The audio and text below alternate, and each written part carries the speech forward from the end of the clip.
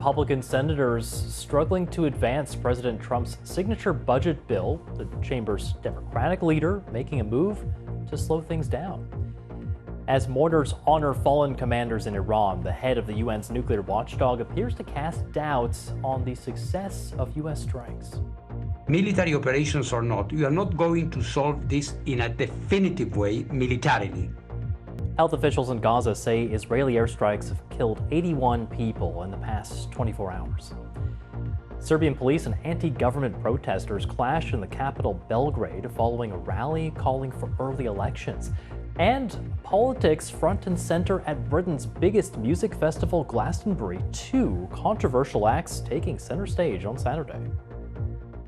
Protesters in the Serbian capital Belgrade have clashed with police after a rally that drew tens of thousands of people, calling for the populist government of Aleksandar Vučić to hold early elections. Police deployed stun grenades and tear gas to disperse the crowds.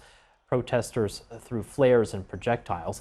Almost 140,000 anti-government protesters gathered in the capital. That's according to the Independent Protest Monitor archive of public gatherings. The number is significantly higher than an earlier estimate from police of around 36,000. The protest, though, comes after months of demonstrations across the country, including university shutdowns, urging Mr. Vučić's government to step down. The protesters accuse the Serbian president and his allies of ties to organized crime, violence against rivals, and curbing media freedoms. Those are all things that he has repeatedly denied. Around 100,000 people in Hungary have defied legal threats from the government, taking part in the country's largest ever Pride March. Organizers estimate record numbers showing up in Budapest. That's despite the Hungarian Prime Minister Viktor Orban's warning to LGBTQ rights activists. Police had issued a ban following changes in legislation restricting gatherings considered to be promoting homosexuality. They were instructed not to break up the march, but participants were told that they could face legal consequences. Budapest correspondent Nick Thorpe was there. On a scorching summer's afternoon, tens of thousands of people marched through Budapest to celebrate Pride.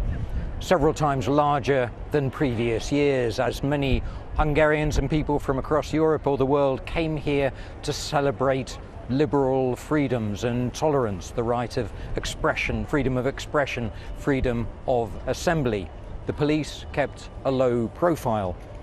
The Prime Minister and his government, for their part, tried to reclaim the word pride. They posted photographs, they flooded the internet, especially Facebook and other social media, with images of what they are proud of, their children, their grandchildren, in an attempt to steer the narrative to reclaim the pride word. It's not known yet, as everyone celebrates victory this afternoon in Budapest, what legal consequences the organizers or the participants might face for taking part in what was, after all, a march which the government and the police declared to be illegal. Today, the organisers of the Glastonbury Festival say they're appalled at comments made from the stage by one of the acts. All right. Punk rap duo Bob Vylan led chants of death to the Israeli military. The festival said they crossed the line. Also today, will encouraging price promotions on healthy food help cut obesity? Israel's military issues evacuation orders for a large area in Gaza as 14 Palestinians are killed in airstrikes. The head of the UN's nuclear watchdog says Iran will be able to start enriching uranium again in a matter of months. President Trump's big, beautiful bill moves one step closer to being passed as the US Senate narrowly votes to debate it.